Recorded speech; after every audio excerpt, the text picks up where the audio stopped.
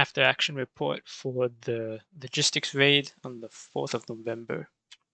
So this is the second major logistics raid with multiple ships that we conducted. And it was following the strategy laid out in the previous after action report. Problems that occurred straight off the bat, we definitely went too far. I think if we are to redo this again, which I'm not advocating we do, because at the last slide here, I've got a new idea that we should be able to approach how we conduct multiple gunboat operations, but definitely don't go further than 2 hexes. The reason why we went this far was due to the success we had in the previous one, where we went to Farranek Coast, which was 1 hex closer, and managed to intercept 3 ships and destroy them, and got back home alive with all our vessels. I think looking back at it, it was probably almost 50-50 in terms of like luck and opportunity that made it that successful. But yeah, it's still all up for reevaluation at this point. The logistics barge didn't quite work out the way that I thought it would. Once again, this was due to what we experienced in the previous raid, where we had both gunboats drifting and disabled in enemy territory. But we managed to commandeer a abandoned barge with a couple of hundred B-mats that was in the middle of nowhere, and managed to conduct at-sea repairs and then got us back home. But bringing our own barge all the way from home doesn't seem to quite work out so well. Maybe because it was of the range. If we conducted a closer operation, let's say right into Stemmer Landing, I think there may still be some merit into having a logistics barge. But for a deep strike raid, definitely not. The large barge can't keep up, and we're not too coordinated well enough to be able to defend the barge if we need to. So we're gonna can that for now. This was a recurring problem that I think that probably just should kill this idea moving forward. Is that once we lose crewmen because of the nature of our gunboats being unarmored on the deck, we can't get them back. So they tag along for the ride for like an hour or so, then they get shot up in the first engagement, and then that's the end of the op for them. So there's no fun there. So moving forward, we're gonna try to keep it more closer to home, so that if we do lose crew members or if we lose gunboats, we can immediately refit and resupply and then get people back into the game. Okay, so what I'm going to do here is, like in the previous after action report, just go through the first few slides of the actual briefing, and then I'm going to break down the operation, each phase as it occurred, and then analyze all the major problems or all the things that did go well one by one. So these were the mission objectives, and by mission objective standards, we pretty much succeeded. I mean, this is the first major operation with multiple ships where we got a positive KD ratio, even though we lost everything. We lost 3 gunboats and the large barge, but we killed 2 enemy gunboats, we sank 2 barges with tanks, and then we sank at least 3 iron ships and a sticky barge as well. So we killed a lot on this one raid. But from my point of view, it didn't look like, it didn't feel that we accomplished that much. Probably because we, like I said before in the previous slide, we went too far and it felt really long. And a lot of folks, considering what happened after we had all died, just pretty much logged off all at once, even though the operation up to that point was much shorter than the previous raids and operations that we had conducted. So from my point of view, I feel like as the commander, I probably failed in the first part of like facilitating fun for everybody, because it didn't look like people kind of had fun. I'd have quite a few people after the first battle here stuck around, and we went out and took a second gunboat, and they said they had quite a lot of fun and were still having fun up to that point. So it's something I'm going to have to keep an eye on moving forward here. But on face value, material terms, we actually did have a positive outcome, especially considering the mission objectives that I laid out here. So just to recap what the force roster was like, it was the largest fleet that we ever put out. We had 7 ships operating at one point in time altogether. We had 3 scout teams of 2 men, 3 gunboats fully manned and loaded. Well, I think Vern was missing a watchman, but he still had all his gunners all manned. and we had a logi barge with glitch. So yeah, seven ships out at sea. Granted, scout boats and logi barge not really a ship, but it still counts. You know, reconnaissance and logistics is still very important. Um, yeah, I will come back to this point later on because there's quite a lot I want to talk about regarding the amount of ships and command and control. But this is just for the record what we had at this point in time. Okay, we finally got the radio backpacks working. It needs someone that is not in a ship position, because if you're in the ship position, the radio backpack doesn't transmit. And you can tell if it doesn't transmit by the icon in the top left corner. You have the radio network bars. Looks like the phone network bars. If it's highlighted, that means you are transmitting. And if it's grayed out, that means you're not transmitting. So we having finally the 6-man crew per gunboat. We have the watchman, which is an extra pair of binos, and the radio backpack that stands behind the commander to transmit our position. And it did make it quite easier for me to see where all the ships were at any one time.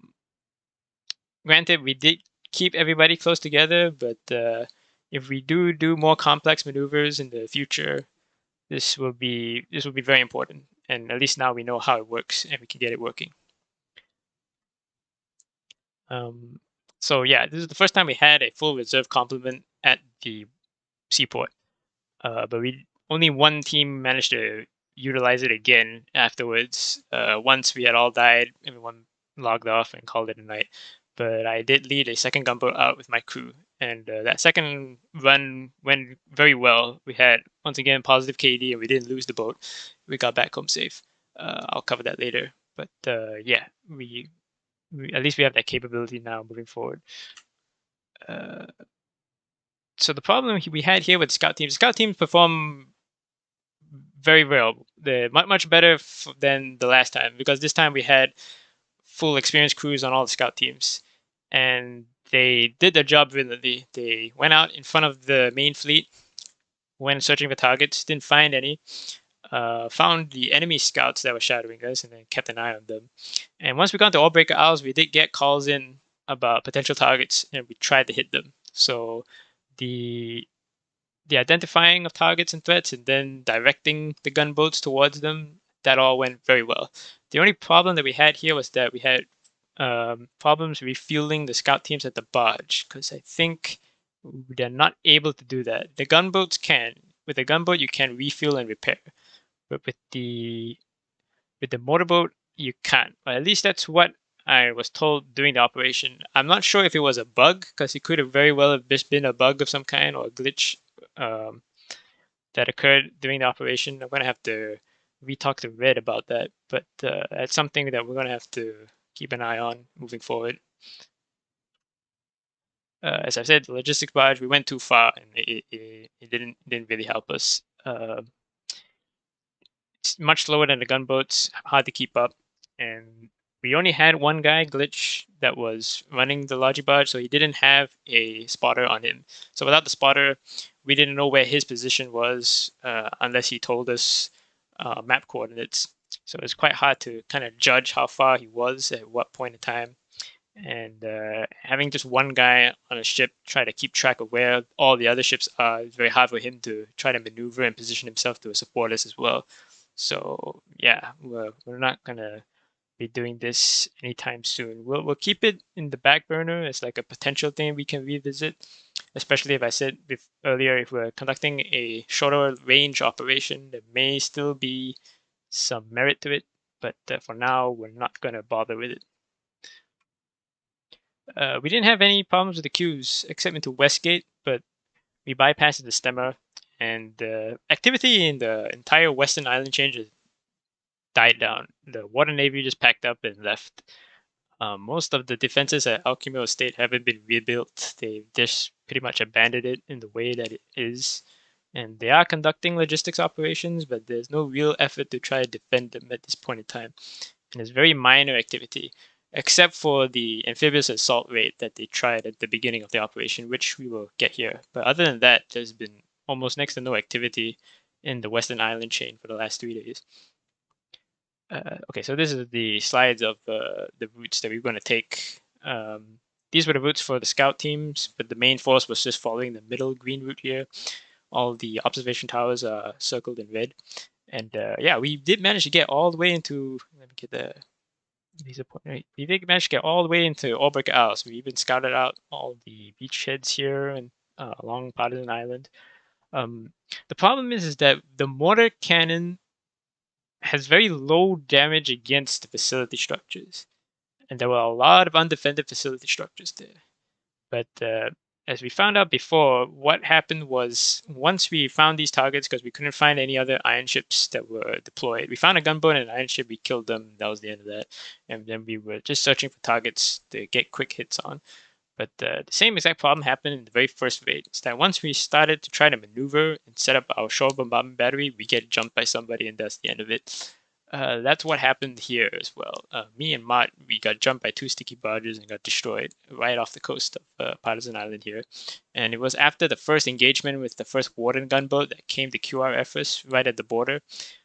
We got split up from Vern, so we were disorganized and split up at the point when we got jumped. Bad timing again. But at least we did make it that far, and now we know that 1 hex too far. Fahrenheit Coast is right here. This is where the previous raids we conducted. We sank 3 enemy ships. But yeah, probably won't be trying to go any further than this. If we're gonna do logistics raiding, it just has to be within the immediate hexes. So as far as Fisherman's Row and Westgate, along the borders at least. If we go any further forward, like I said, once we lose a member, they can't get back. Scout teams also take a long time to reorganize and then get their motorboats out back again. And trying to resupply with logistics barges just isn't that practical. Okay, so we'll now go through the actual operation step by step. So the first encounter was the amphibious assault. And I was very happy with how this played out because we had all 3 scouts deployed in front of us. I ordered them into the hexes, Stemmer Landing and Westgate. They couldn't quite get into Westgate because of the queues, but we had 2 scouts active in Stemmer, and they managed to spot the invasion fleet as they were coming in. So we had plenty of early warning, which set me and Vern up in position right off the oil rig to intercept them. Mod at this time had problems with a tripod on the bridge, I believe. I think either a partisan had set it up to try sabotage the bridge to prevent ships from moving in, or just some random noob just dropped the tripod in the middle of the bridge. Who knows? We don't know. But the early warning from the scouts for this one here basically ensured that we were in the position to intercept them before they reached shore, and we killed a lot of their naval assets while they were trying to get onto shore. I think we missed 2 tanks, but we got 2 in return and a gunboat kill, and we didn't lose any gunboats in return for it. So this was great. It went extremely well. Okay. After we had dealt with that and we had resupplied and repaired, we then set out again to Allbreaker Isles. All the scouts had set a screen up in front of us, so we knew we were pretty much safe in trying to traverse. The only problem was that we got picked up very early on by the observation tower at Satyr Stone. And since that point, we had multiple Warden scout boats shadow us from a distance all the way into Allbreaker Isles. And yeah, there's not much you can do against a scout boat. I tried to chase 2 down at 2 points in time, and so long as they keep their distance, we can't catch up. And they're so small, indirect fire, especially with a moving target like that, I didn't even bother. And considering what I found out yesterday when Brett took out his gunboat and he did a lot of indirect fire from range, considering how many hits he got with the amount of ammunition spent, I'm still sticking with my decision at that point in time not to use the indirect fire against these scout boats. But that's also something else that can be revisited later on in the future. So yes, once we got the Oarbreaker, we killed the Warden gunboat, got a 3-on-1 mismatch, very nice. Killed at least 3 iron ships, I believe. Mott managed to kill a sticky barge that ambushed him. There were 2 of them. He managed to knock one out before the second one destroyed him. And then that second one then destroyed my ship, which I had lost half my crew in the initial engagement with the Warden gunboat. So yeah, that's what happened there. Not much to say further on that topic. So yeah, this is the last slide, I believe. Yeah. So the TeamSpeak worked really well. I managed to keep in contact with all 7 ships at any one time, and I was able to give orders to all of the vessels, and pretty much like keep the fleet moving in a cohesive manner. Managed to keep all the gunboats together when we were traversing into Orbreaker. Managed to keep all the scouts in the positions that we needed them to be in, and we got the reports coming in, and I was able to make decisions from the reports that were given to me. So that all worked out really well. And I said here before, yeah, we got the very good positive KD ratio in terms of material terms. So at this point here, I'm going to bring up in the next officer meeting, and we're going to carry on forward, is that if we're going to operate more than 4 ships, uh, the operational commander can't be in command of a gunboat. And I'll tell you why, because I noticed this when we were engaged in Orbreaker and when we were engaged with the Warden Amphibious Fleet, is that once we got engaged, I'm commanding my gunboat, the command gunboat.